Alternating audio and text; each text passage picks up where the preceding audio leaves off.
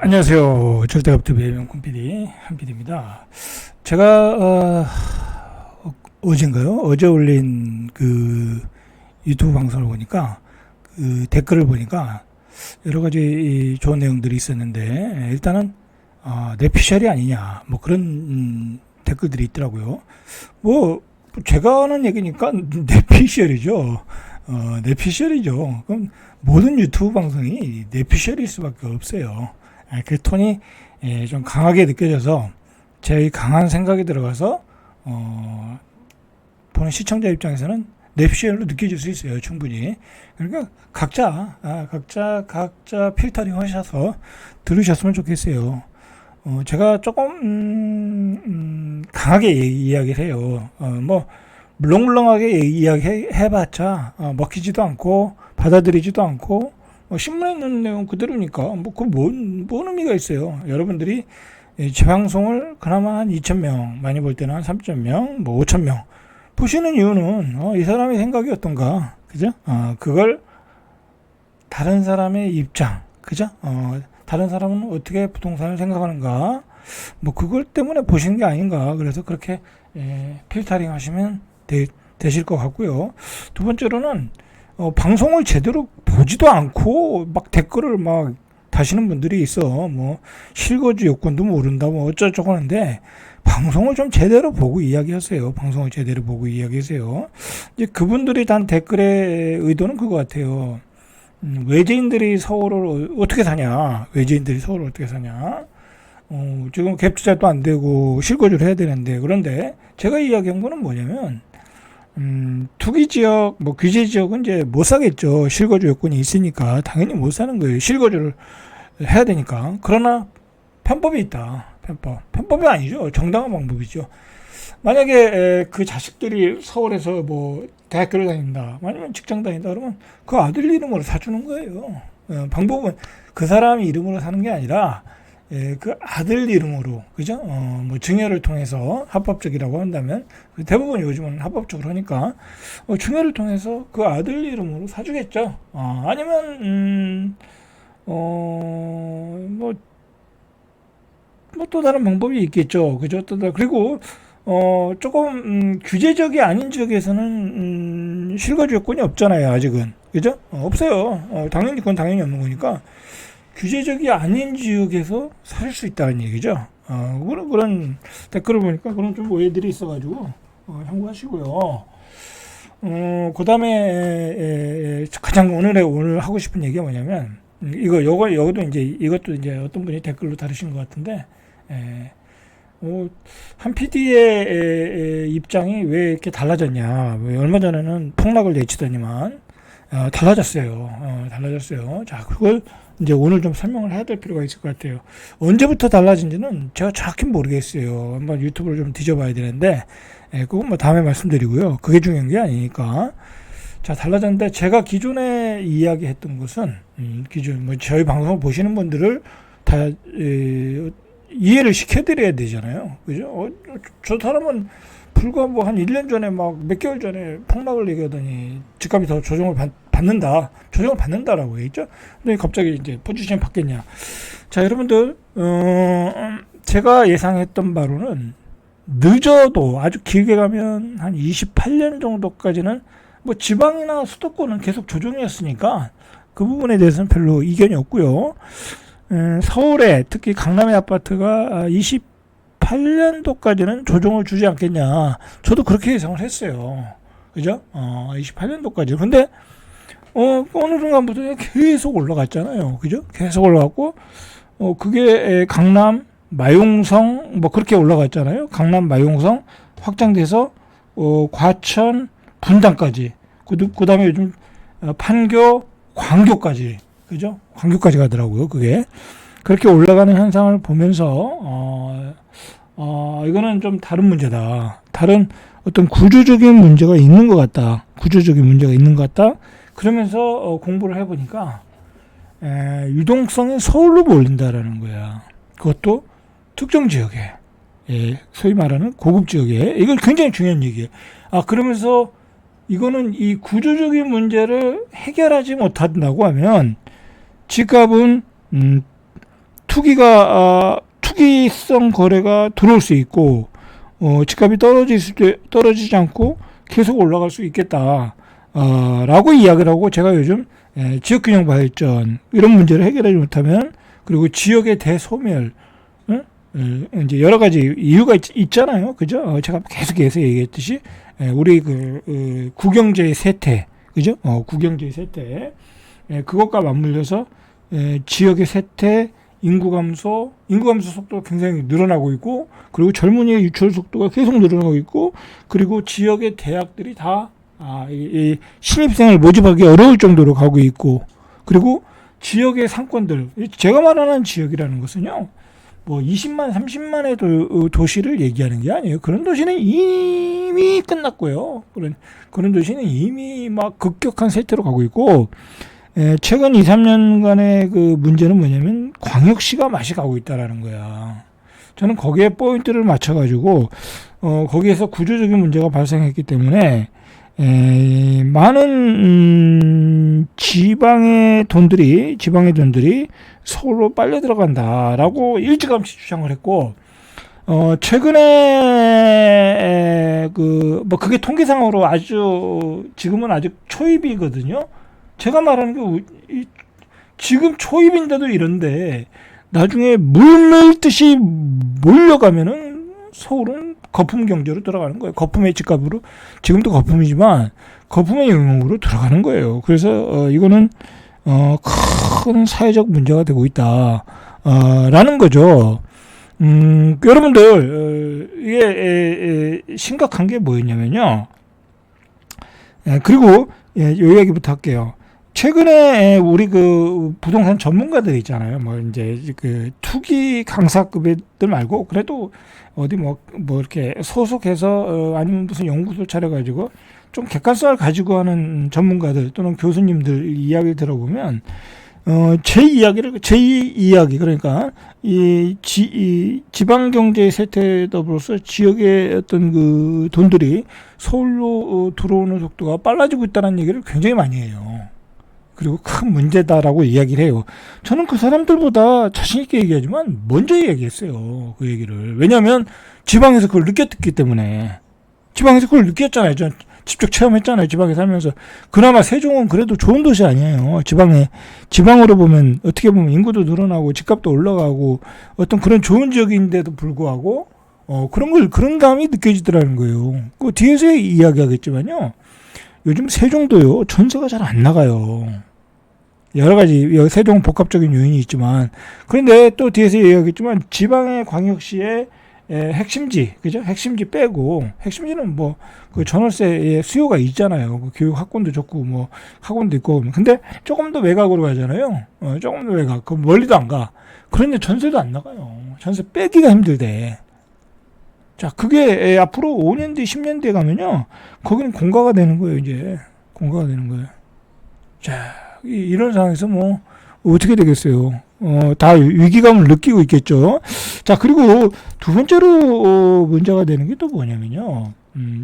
제가 결정적으로 생각을 좀 이 서울 수도권에 집값의 거품이 더 끼고 계속해서 올라갈 수밖에 없다라는 게 결정적으로 이 깨달음이 온 게 뭐냐면 뭐 똘똘한 체하면 서울이 강남이죠. 강남에 뭐 압구정동, 뭐 반포, 뭐 그런 데 아니겠습니까? 대치동. 자, 그런 데만 올라가면 뭐 저러다 말겠지. 그죠? 그렇게 생각했잖아요. 처음엔. 그렇게 생각했어요. 자, 그런데 중요한 건요. 그게 전선이 확대됐다라는 거야. 어디까지 확대됐어요? 광교까지 확대됐다는 거, 광교. 뭐 내일 찍어보겠지만, 자, 서울에 강남이 뜨니까 그 다음에 강동이 뜨더라. 그죠? 올림픽 파크, 뭐 헬리오시티, 그 다음에 저기 고덕까지. 그러니까 뜨더라. 마용성, 그죠? 마포도 이제 23억, 25억, 그죠? 그 다음에 성동구, 더 어디로 확대됐어요? 그게 한강데이트로 확대됐잖아요. 한강데이트로. 자, 전선이 집값의 불장이 너무 크게 확장이 되더라는 거야. 이걸 어떻게 해석할 거야? 이걸 해석해야 될 거 아니에요. 그죠? 해석을 해야 되는데, 그건 뭐예요? 유동성이 쏠리는 거예요. 유동성이. 자, 첫 번째는 돈 많은 사람들이 샀을 거고, 그죠? 돈 많은 유지들이 샀겠죠. 돈 많은 유지의 아들, 금수저들이 샀겠죠. 자, 두 번째는 누가 샀어요? 돈 많은 지방의 유지들이 샀겠죠. 그죠? 지금 돈만, 그래서 막 송파로 달려간 거 아니에요. 그죠? 잠실로 달려간 거 아니에요. 응? 아들 사준다고. 그죠? 아니면 투자한다고. 그리고 또 어디로 갔어요? 반포에 해운대에 집 팔아가지고, 그거 유명했잖아요. 그 70m인가 108억짜리인가? 그거 누가 샀어요? 해운대에 돈 많은 사람이 샀다고 그러잖아요. 신문에 나왔잖아요. 자, 돈 많은 유지들이 갔어요. 자, 그 다음에 최근에 한강벨트의 보장을 누가 만들었어요? 우리 전문직들이 만들었잖아요. 그죠? 전문직들이 만들었잖아요. 고소득 전문직들이 50억짜리 집 사면서 28억 대출 받아서 만들었잖아요. 그죠? 20억짜리 집 사면서 10억 대출 받으면서 대기업 다니는 소득꾼들이 만들었잖아요. 그죠? 자, 근데 문제는 또 그게 노도관까지 가네? 그때 정부가 규제를 들고 나온 거예요. 이러다가 난리 나겠다. 왜? 여러분들 생각을 해보세요. 이거는 정말 열불이 나는데, 예? 여러분들 이거 제 방송은요. 여러분들이 이런 상황을 알고 내 집 마련도 잘 하시라고 제가 도움을 드리는 방송이고요. 솔직한 얘기로 제가 뭐 2,000명 보는 방송에 이렇게 열불을 터뜨릴 일도 없어요. 그리고 하고 싶지도 않아요, 솔직히. 요즘은 별로 하고 싶지도 않아요. 그러나 너무 문제점이 많이 발견되고 있다. 대한민국이 이대로 가면 망할 것 같아서 제가 하는 거예요, 여러분들. 대한민국이 이대로 가면 요즘요. 누구더라? 그 유명한 요즘 방송에 많이 나오는 부동산 전문가인데 그래도 그분은 잘하시는 것 같아. 얘기를 보니까 내용을 다 우리나라의 부동산의 문제점을 다 파악하고 있더라고. 근데 공중파니 뭐 대중적인 방송에 인지도가 있는 사람이 나와서 대한민국이 망한다라는 표현을 쓸 수는 없잖아요. 근데 그분도 유튜브 나와서 어떤 유튜브 방송에 나오니까 그 말을 쓰더라고요. 저와 같은 맥락 속에서 이야기하면서. 여러분, 서울에 이렇게 집값이 올라가면요, 대한민국 망해요. 예를 들어, 오늘 할 얘기가 많은데, 뭐, 천천히 하면 되죠. 예를 들어, 세종이라는 도시는 이렇게 행정수도가 만들어지는 도시잖아요. 그런데, 막 인구도 이제 가속 들어와야 되고, 공무원도 내려와야 되고 그러는데, 예전처럼 막 국회가 내려온다고 해서, 그 문재인 정부 때 막 집값이 거품이 꼈잖아요, 그때. 거품이 지금 많이 빠졌지만 근데 그 거품이 끼고 계속 거품이 낀 채로 계속 올라가. 그러면 세종은 사람들이 집 안 사요. 왜? 아니 거품이 꼈는데 어떻게 집을 사냐고. 자, 그런데 서울은 어떻게 됐어요? 거품이 끼는데도 계속 사잖아. 에? 그 원인이 뭐냐? 그 원인이 뭐냐? 바로 지방은 이제 끝났다. 그죠? 그러면서 아까 말한 서울에 돈 많은 사람들이 집을 사고 서울에 급한 사람들이 집을 사고 지방의 유지들이 사고 그리고 고소득군들이 집을 사고 지방의 투자자들도 올라오고 그죠? 지방의 투자자들 지금 신나게 집을 사고 있을 거예요. 안 살 리가 없죠. 그죠? 그 선수들이 대구, 부산, 뭐 울산 투자 잘하는 애들이 있거든요. 그런 친구들이 왜 집을 안 사겠어요, 서울에. 이미 다 세팅해놨죠. 그죠? 다 세팅해놨죠. 자, 그 다음에 뒤에서 얘기하겠지만 이거 보세요. 오늘 뭐 여기까지 이야기해보죠. 자, 대전 유성구의 거주, 이게 이제 신문에 나온 얘기인데 아주 의미심장한 얘기예요, 이게. 대구 유성구에 거주하는 D씨는 가까운 세종은 많이 올랐는데 우리 집은 제자리가 오릅니다. 그러니까 대전이 요즘 안 오르거든요. 세종은 그나마 올라갔지만 대전은 계속해서 아파트를 줘. 그냥 외곽에 도안 신도시 외곽에다가 시골 벌판에다가 계속해서 아파트를 줘. 인구는 감소하고 젊은 애들은 없고 그러는데 그나마 대전은 그래도 괜찮은 도시잖아요. 그런데도 계속 아파트를 줘. 그거 아파트 가격이 올라가겠어요? 그것도 분양가도 고분양가에. 자, 아이가 서울로 진학을 하고 나는 은퇴했어 이제 60이 넘었으면 은퇴하고 할 일도 없어. 근데 아이는 서울로 진학하고 취업을 하면 아이를 서울에 집을 마련해 줘야 되잖아. 그리고 이제 장가도 갈 거 아니야 거기서. 그럼 가서 손자도 봐줘야 될 거 아니야. 손자 손녀도 아버지가 봐줘야 될 거 아니야 요즘은. 우리도 나중에 따라가서 살 생각이라는 거야. 다 그런 생각을 가지고 있어요. 우리 때는 제가 70년대 이제 서울로 유학을 갔지만 초등학교 때. 근데 아버지가 시골에서 잘 살았어. 뭐 그때는 시골도 다 먹고 살 수 있었으니까. 그리고 아버지도 이제 나이 들고 거기서 이제 뭐 70, 80 됐는데 올라올 일이 없잖아요. 근데 요즘은 안 그래. 우리 아버지는 거기서 살다 그냥 거기서 돌아가신 거야. 우리 아버지 세대는, 우리 친구들 세대는, 우리 친구들도요, 다 서울로 올라왔어요. 다 지금 서울에서 살아요. 저만 세종으로 내려왔어요, 저만. 응? 저는 이런 데가 좋기 때문에 내려온 거지만, 걔들은 다 아들, 딸들이 서울에 있고 그러니까, 다 서울에 사는 거야, 어쩔 수 없이. 예? 근데 이제는 우리 세대는 아버지는 시골에 살아도 됐는데, 이제 지금 세대는 안 그렇다는 거야. 나라도 내 아들, 딸이 서울에 있다 보면 저도 서울로 올라가죠. 그죠?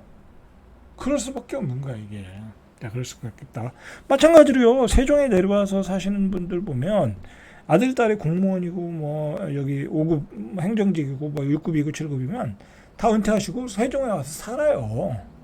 요즘은 한 가족이 같이 사는 게 어떻게 보면 생활의 편리성, 어떻게 보면 그게 자연스러운 어떤 패턴이 됐어요. 자, 서울만 집값이 오르면서 서울로 상경의 집을 매수한 사람들이 늘고 있다라는 거야. 자, 안 그래도 애들 때문에 서울을 가야 되는데, 야, 지방에 있으면 이 교환 가치가 떨어져, 자산 가치가 떨어져. 서울로 가야 되는 거 아니냐? 그런 생각이 지배적인 생각이 된다고 하면 서울은 폭동이 나타날 수 있다. 더 커다란 폭동이 나타날 수 있다라는 걸 제가 여러분들한테 이야기하는데 그걸 여러분들은 뇌피셜로 받아들이는 거야. 물론 제가 충분한 설명을 못 해드린 건 제 잘못이죠. 근데 제 논리대로 본다고 하면 분명히 그런 일이 벌어질 수밖에 없어요. 제 생각대로라면. 저는 이렇게 주식 투자를 하고 유동성의 흐름을 알고 돈의 흐름을 잘 아는 사람이잖아요. 근데 지금 그런 흐름으로 가고 있다라는 거야. 그런 흐름을 매번 강조해서 말씀을 드리는 거예요. 제 말을 이해하시는 분들은 뭐 이해하시는 거고, 그 자신의 생각대로 서울의 집값은 거품이고 폭락해야 된다라는 철학을 가지신 분들은 제 말을 이해 못하시고 그냥 탈퇴하시는 것 같아요. 그건 뭐 여러분들의 마음이죠, 그죠? 여러분들의 마음이에요, 마음대로. 근데 지금 서울은 돌아설 수 없는 그 단계로 가고 있는 거예요, 지금. 근데 이런 상황을 잘 모르는 사람들이 있어. 이런 상황을 모르는 사람들이 있어. 그리고 이런 상황을 인정 안 하고 마이웨이 하는 집단이 있어. 그게 누구예요? 정치인들이라는 거야. 내가 이야기하는 것은 그게 여전하던 정치인들이라는 거야. 요즘은 오히려 지금의 국민의힘이죠. 국민의힘이 조금 더 아는 것 같아. 그 사람들 지역균형 발전, 뭐 세종으로 국회 이전 다 반대 안 하잖아요. 그죠? 반대 안 하잖아요. 이제는 그 사람들 옛날에는 쌍수를 들고 반대했는데 이제 반대 안 하잖아요. 어쩔 수 없다, 서울은. 뭐 결정적인 순간에 또 반대할 수 있지만, 자, 어쨌든 이게요. 그리고 제가 어디까지 이야기를 했냐면요, 결국은 우리나라의 500대 대기업 중에 77%가 서울에 몰려 있고, 우리나라의 GDP의 뭐 80% 이상, 80몇 프로인가? 70몇 프로인가? 뭐 그게 생산되는 게 서울 수도권에 몰려 있고, 인구의 55%가 몰려 있고, 그리고 지금 앞으로도 4기 신도시도 더 져서 경기도를 확장해야 된다고. 서울은 이제 수용을 못 하니까, 지방 사람들 계속 올라오니까 그걸 수용을 못 하니까 경기도는 계속 확장해야 되는데, 제가 보니까 경기도도 이제 서울 출퇴근할 수 있는 집을 지을 데가 그렇게 많지 않아.